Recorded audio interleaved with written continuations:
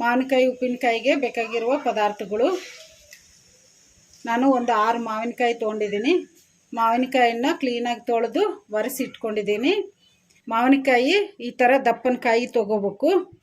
ಪೀಚ್ಕಾಯಿ ಚೆನ್ನಾಗಿರಲ್ಲ ಉಪ್ಪಿನಕಾಯಿಗೆ. ಈ ಥರ ಕಾಯಿ ತೊಗೊಂಡು ಉಪ್ಪಿನಕಾಯಿ ಮಾಡ್ಕೋಬೇಕು, ತುಂಬ ಟೇಸ್ಟಿಯಾಗಿರುತ್ತೆ. ಉಪ್ಪು ನಾನು ಕಲ್ಲುಪ್ಪು ತೊಗೊಂಡಿದ್ದೀನಿ. ಕಲ್ಲುಪ್ಪನ್ನ ಬಿಸಿಲಿಗೆ ಒಣಗಿಸಿಟ್ಕೊಂಡಿದ್ದೀನಿ. ಕಲ್ಲುಪ್ಪನ್ನ ಮಿಕ್ಸಿ ಮಾಡಿಕೊಂಡು ಹಾಕ್ಕೋಬೇಕು, ಹಾಗೆ ಹಾಕ್ಕೋಬಾರ್ದು. ಐಸ್ ಉಪ್ಪು ಹಾಕ್ಕೊಂಡ್ರೆ ಉಪ್ಪಿನಕಾಯಿ ಅಷ್ಟು ಟೇಸ್ಟ್ ಬರಲ್ಲ. ಅದಕ್ಕೆ ನಾವು ಕಲ್ಲುಪ್ಪು ತೊಗೊಂಡು ಒಣಗಿಸಿ ಹಾಕ್ಕೋಬೇಕು ಮಿಕ್ಸಿ ಮಾಡಿಕೊಂಡು. ಸಾಸಿವೆನ ಬಿಸಿಲಿಗೆ ಒಣಗಿಸಿ ಇಟ್ಕೊಂಡಿದ್ದೀನಿ. ಖಾರ ಪುಡಿ ಮನೆಯಲ್ಲಿ ಮಾಡಿ ಇಟ್ಕೊಂಡಿರೋ ಖಾರ ಪುಡಿ ಆದರೆ ತುಂಬ ಟೇಸ್ಟಿಯಾಗಿರುತ್ತೆ.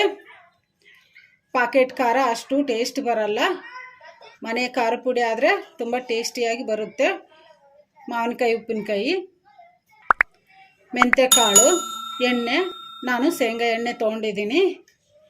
ಉಪ್ಪಿನಕಾಯಿಗೆ ಶೇಂಗಾ ಎಣ್ಣೆ ಹಾಕಿದ್ರೇ ಟೇಸ್ಟ್ ಬರೋದು. ನಾವು ಯಾವುದೇ ಒಂದು ಉಪ್ಪಿನಕಾಯಿ ಮಾಡಿದರೂ ಕೂಡ ಶೇಂಗಾ ಎಣ್ಣೆ ಹಾಕಿ ಮಾಡಿದರೆ ತುಂಬ ಟೇಸ್ಟಿಯಾಗಿರುತ್ತೆ. ರಿಫೈಂಡ್ ಆಯಿಲ್ ಎಲ್ಲ ಹಾಕಿದರೆ ಅಷ್ಟು ಟೇಸ್ಟ್ ಬರಲ್ಲ. ಯಾಕೆಂದರೆ ಒಂದು ವರ್ಷ ಇರೋದಕ್ಕೆ ಉಪ್ಪಿನಕಾಯಿ ಮಾಡ್ಕೊತೀವಲ್ಲ, ಅದಕ್ಕೆ ನಾವು ಶೇಂಗಾ ಎಣ್ಣೆ ಹಾಕಬೇಕು. ಮತ್ತು ಇವೆಲ್ಲ ಹಸಿವೆ ಹಾಕ್ಕೋಬೇಕು, ಫ್ರೈ ಮಾಡಿ ಹಾಕ್ಕೋಬಾರ್ದು. ಎಣ್ಣೆ ಆಗಲಿ ಸಾಸಿವೆ ಆಗಲಿ ಹಸಿವೆ ಹಾಕ್ಕೋಬೇಕು, ಫ್ರೈ ಮಾಡಿ ಹಾಕ್ಕೋಬಾರ್ದು. ಬೆಳ್ಳುಳ್ಳಿನ ಸಿಪ್ಪೆ ತೆಗೆದು ಇಟ್ಕೊಂಡಿದ್ದೀನಿ. ಈಗ ಈ ಮಾವಿನಕಾಯಿನ ಕಟ್ ಮಾಡ್ಕೊಂಬಿಡೋಣ. ಮಾವಿನಕಾಯಿಗೆ ತುಂಬು ತೆಗೆದು ಕಟ್ ಮಾಡ್ಕೋಬೇಕು.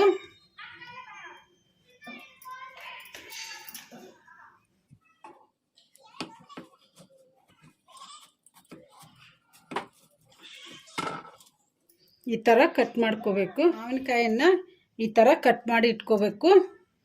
ಕಟ್ ಮಾಡಿದ ಮೇಲೆ ಈ ಥರ ತಳ್ಳಗೆ ಒಂದು ಲೇಯರ್ ಬರ್ತೈತಿ. ಇದನ್ನು ತೆಗೆದು ಈ ಥರ ಬಟ್ಟೆ ತೊಗೊಂಡು ಒರೆಸಿ ಇಟ್ಕೋಬೇಕು. ಎಲ್ಲ ಮಾವಿನಕಾಯಿಗೂ ಈ ಥರ ಮಾಡ್ಕೋಬೇಕು.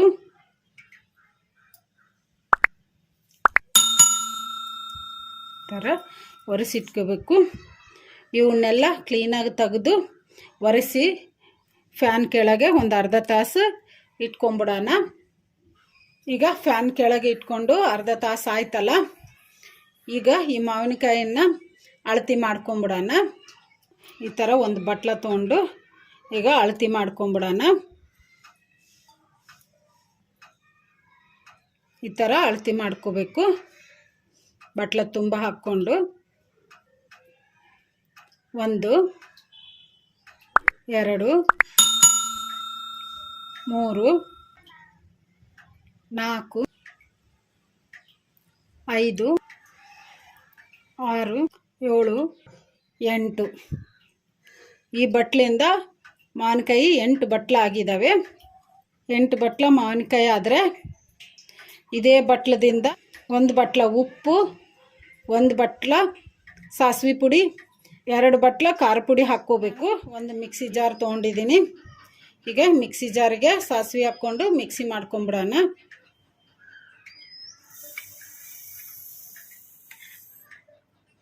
ಈಗ ಮಿಕ್ಸಿ ಮಾಡ್ಕೊಂಬಿಡೋಣ. ಈಗ ಮಿಕ್ಸಿ ಮಾಡ್ಕೊಂಡಿವಲ್ಲ, ಈಗ ಮಿಕ್ಸಿ ಜಾರ್ ಮುಚ್ಚಳ ತೆಗೆದು ನೋಡೋಣ.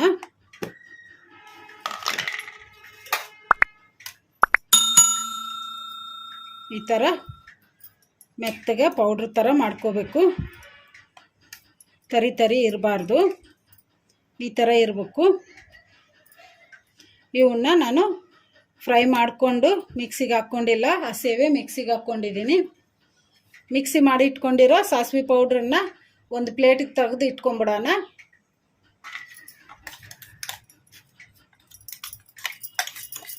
ಈಗ ಇದನ್ನು ಒಂದು ಸೈಡಿಗೆ ಇಟ್ಕೊಂಬಿಡೋಣ. ಈಗ ನಾನು ಅದೇ ಮಿಕ್ಸಿ ಜಾರ್ ತೊಗೊಂಡಿದ್ದೀನಿ. ಈಗ ಮಿಕ್ಸಿ ಜಾರಿಗೆ ಉಪ್ಪು ಹಾಕ್ಕೊಂಡು ಮಿಕ್ಸಿ ಮಾಡ್ಕೊಂಬಿಡೋಣ.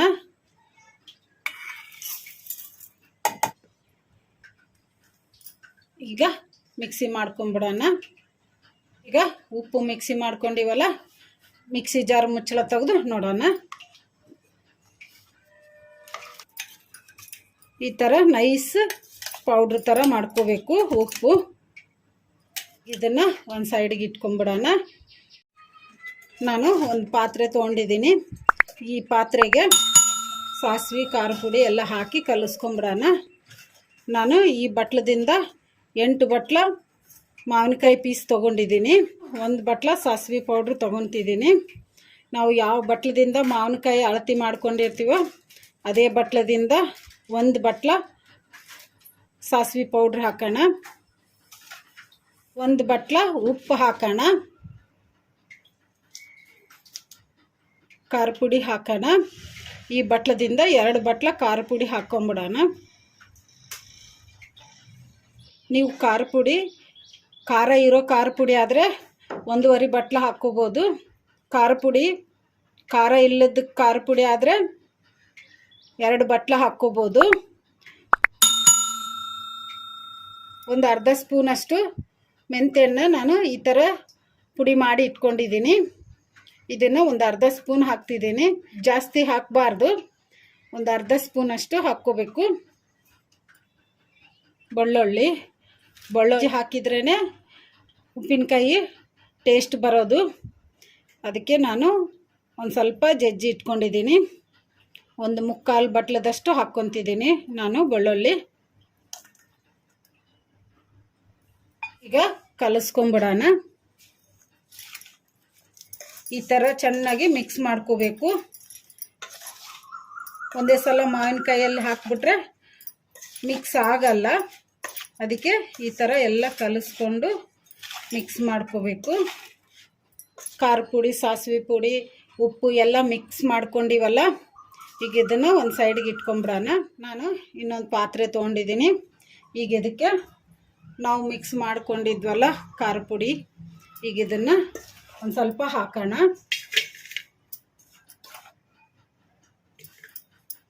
ನಾವು ಅಳತೆ ಮಾಡಿ ಇಟ್ಕೊಂಡಿದ್ವಲ್ಲ ಮಾವಿನಕಾಯಿ, ಈಗ ಇವನ್ನು ಹಾಕೋಣ. ಈಗ ಇನ್ನು ಸ್ವಲ್ಪ ಹಾಕೋಣ.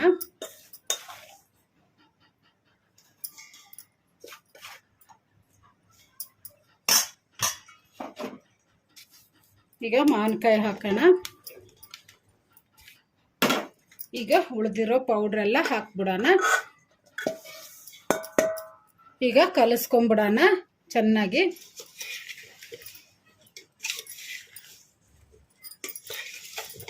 ಈಗ ಚೆನ್ನಾಗಿ ಕಲಿಸ್ಕೊಂಬಿಟ್ಟಿವಲ್ಲ, ಇದಕ್ಕೆ ಎಣ್ಣೆ ಹಾಕೋಣ.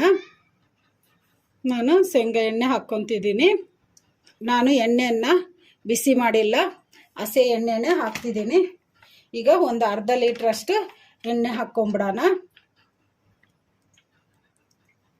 ಮಾವಿನಕಾಯಿ ಉಪ್ಪಿನಕಾಯಿಗೆ ಎಣ್ಣೆ ಎಷ್ಟು ಜಾಸ್ತಿ ಇದ್ದರೆ ಅಷ್ಟು ಟೇಸ್ಟಾಗಿರ್ತೈತಿ.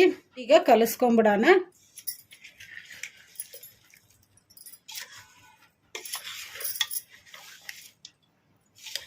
ಮಾವಿನಕಾಯಿನ ಎಲ್ಲ ಕಲಸಿಟ್ಕೊಂಡ ಮೇಲೆ ಮಾವಿನಕಾಯಿ ಮೇಲೆ ಸ್ವಲ್ಪ ಎಣ್ಣೆ ಮೇಲೆ ಇರೋ ಥರ ಇರಬೇಕು. ಇಲ್ಲ ಅಂದರೆ ಉಪ್ಪಿನಕಾಯಿ ಬೂಜು ಬಂದುಬಿಡ್ತೈತಿ. ಈ ಥರ ಚೆನ್ನಾಗಿ ಕಲಿಸ್ಕೋಬೇಕು. ಇದಕ್ಕೆ ಇನ್ನು ಸ್ವಲ್ಪ ಎಣ್ಣೆ ಹಾಕೋಣ. ಕಲಿಸ್ಕೊಂಬಿಡೋಣ.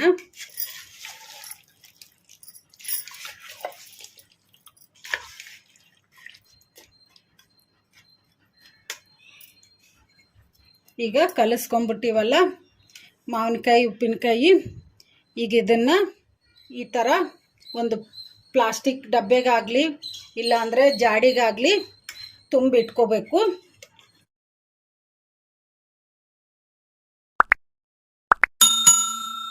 ಈ ಥರ ಪ್ಲಾಸ್ಟಿಕ್ ಬಕೆಟಲ್ಲಿ ತುಂಬಿಟ್ಕೋಬೇಕು.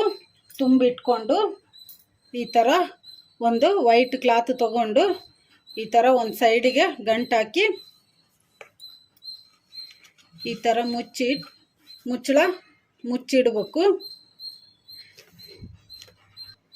ಈಗ ಇದನ್ನು 3 ದಿವಸದವರೆಗೂ ಹಾಗೆ ಮುಚ್ಚಿಟ್ಟು ಒಂದು ಸೈಡ್ಗೆ ಇಟ್ಕೋಬೇಕು. 3 ದಿವಸ ಆದಮೇಲೆ ಮುಚ್ಚಳ ಓಪನ್ ಮಾಡಿ ಮತ್ತೆ ಇನ್ನೊಂದು ಸಲ ಕಲಿಸ್ಕೊಂಡು ಆಮೇಲೆ ಊಟಕ್ಕೆ ಬಡಿಸ್ಕೋಬೇಕು ಮಾವಿನಕಾಯಿ ಉಪ್ಪಿನಕಾಯಿನ. ಈಗ 3 ದಿವಸ ಆಗಿದೆ.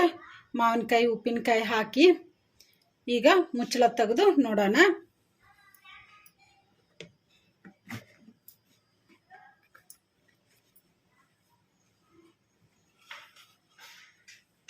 ಈಗ 3 ದಿವಸ ಆದಮೇಲೆ ಎಣ್ಣೆ ನೋಡಿ ಎಷ್ಟು ಚೆನ್ನಾಗಿ ಮೇಲೆ ಬಂದಿದೆ. ಈಗ ಇದನ್ನು ಕಲಿಸ್ಕೊಂಬಿಡೋಣ.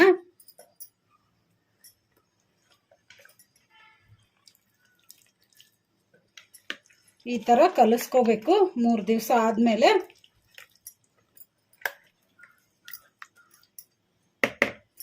ಈಗ ಕಲಿಸ್ಕೊಂಬಿಟ್ಟಿವಲ್ಲ ಮಾವಿನಕಾಯಿ ಉಪ್ಪಿನಕಾಯಿನ.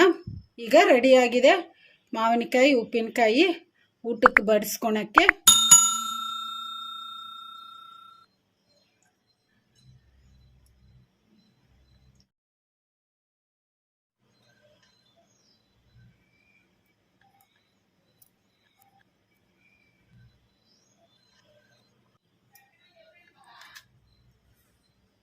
ಈಗ ಈ ಮಾವಿನಕಾಯಿ ಉಪ್ಪಿನಕಾಯಿನ ಪಪ್ಪು ಅನ್ನದ ಜೊತೆಗೆ ತಿಂದರೆ ತುಂಬ ಟೇಸ್ಟಿಯಾಗಿರುತ್ತೆ. ಮೊಸರು ಅನ್ನದ ಜೊತೆಗೆ ತಿಂದರೆ ಇನ್ನೂ ಟೇಸ್ಟಿಯಾಗಿರುತ್ತೆ. ನೀವು ಟ್ರೈ ಮಾಡಿ, ಮನೆಯಲ್ಲಿ ಎಲ್ಲರೂ ಇಷ್ಟಪಡ್ತಾರೆ.